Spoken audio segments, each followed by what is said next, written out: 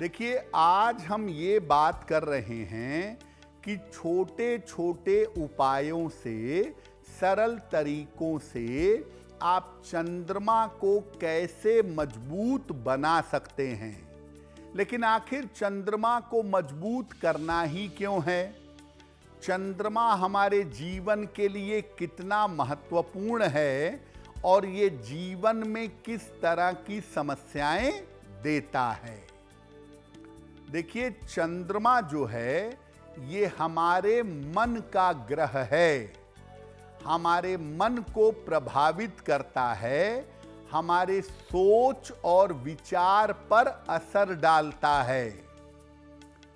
चंद्रमा के माध्यम से ही, आपके मन के माध्यम से ही सारे ग्रहों का प्रभाव आपके जीवन के ऊपर पड़ता है।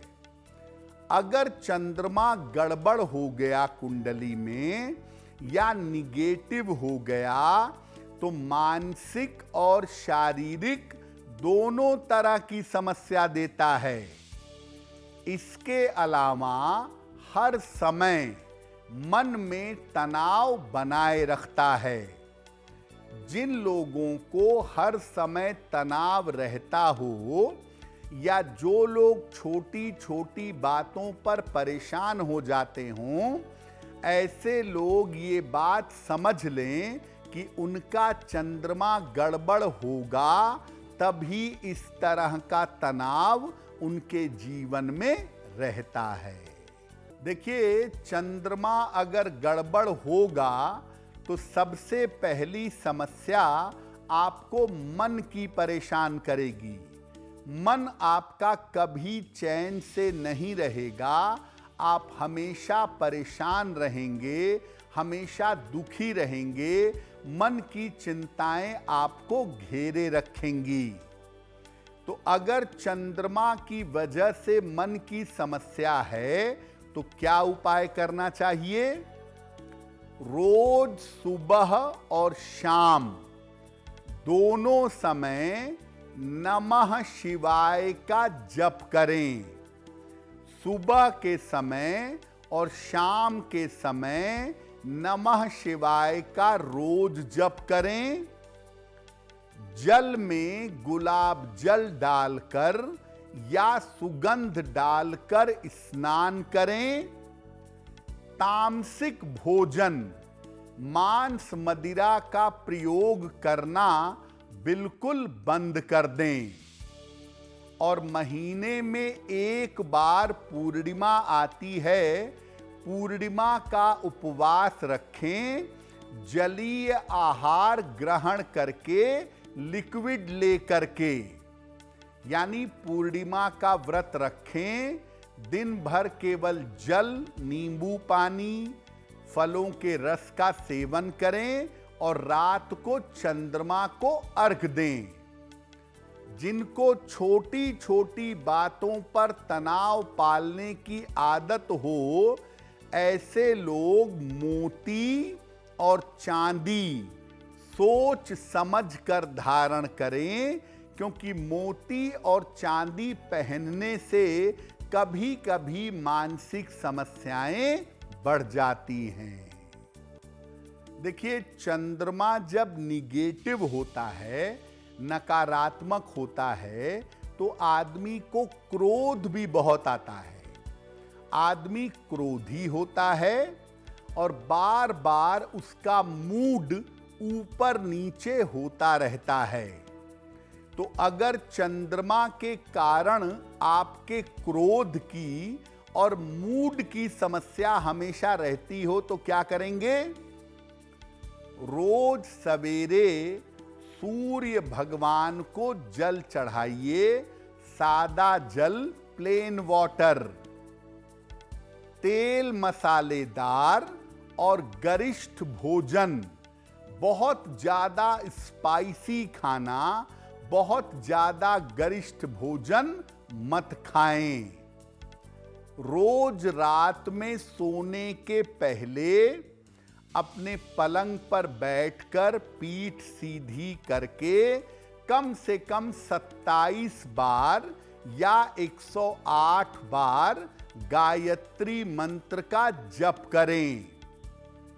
अगर संभव हो तो नियमित सुबह और शाम दोनों समय प्राणायाम भी करें। इससे क्रोध को काबू करना बड़ा आसान होगा। और काले रंग की चीजों का प्रयोग करना बंद कर दें। काले वस्त्रों का इस्तेमाल मिनिमम करें या बंद कर दें तो ज्यादा बेहतर होगा।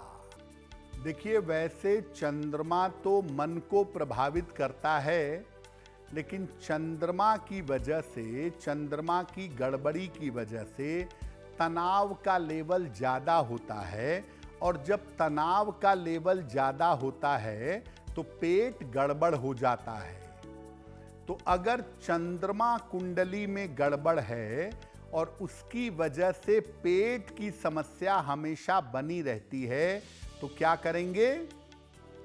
नियमित रूप से रोज स्नान जरूर करें।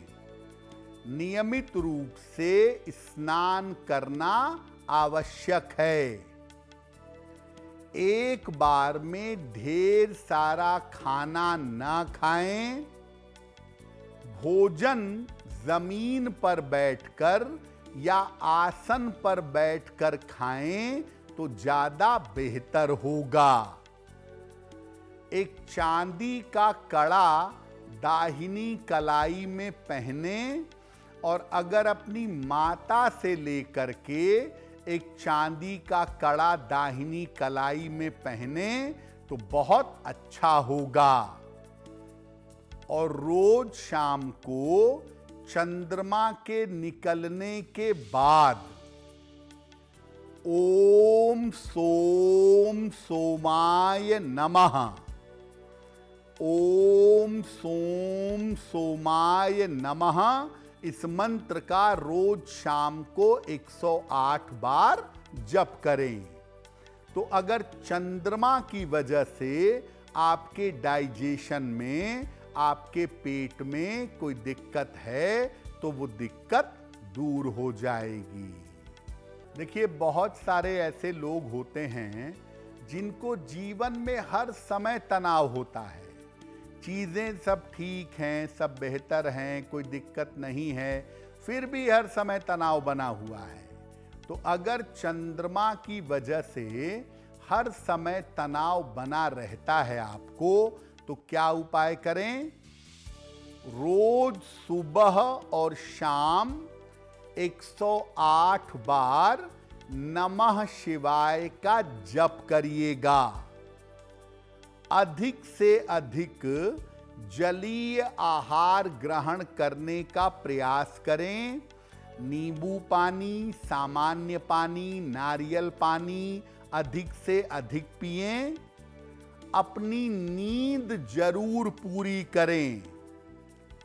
दिन में कुछ देर पैदल जरूर टहलें। और अगर हर समय तनाव रहता है तो सलाह लेकर एक पन्ना धारण करें। जिनको 24 घंटे तनाव पालने की आदत है, ऐसे लोग भूल कर भी हीरा धारण ना करें, क्योंकि हीरा धारण करने से कभी कभी ऐसा देखा गया है कि तनाव का लेवल बढ़ जाता है, तनाव का स्तर ज्यादा हो जाता है। देखिए, जो तिथियां होती हैं ना अलग अलग, जैसे प्रथमा तिथि, द्वितीया, तृतीया, चतुर्थी, इन तिथियों का आपके मन पर बड़ा गहरा असर पड़ता है। और तिथियां कनेक्ट करती हैं चंद्र और सूर्य से, यानी तिथियों में भी चंद्रमा की भूमिका काफ़ी ज़्यादा होती है। अब ऐसी स्थिति में अगर मान लिया किसी को डिप्रेशन है, मेंटल डिसऑर्डर है, बात बात में चिंता करता है, तनाव पालता है, ओवर इमोशनल हो जाता है या ओवर एग्रेसिव हो जाता है, ऐसी स्थिति में अगर तनाव, चिंता या इस तरह की स्थितियां ज़्यादा बन रही हैं जीवन में, तो आपके लिए सबसे अच्छा होगा कि आप महीने में 2 एकादशी आती है, दोनों एकादशी का उपवास रखें। लेकिन एकादशी का उपवास रखने का मतलब ये नहीं है कि आप आलू खाएंगे और शामक के चावल खाएंगे, कूटू का आटा खाएंगे, ये सब नहीं।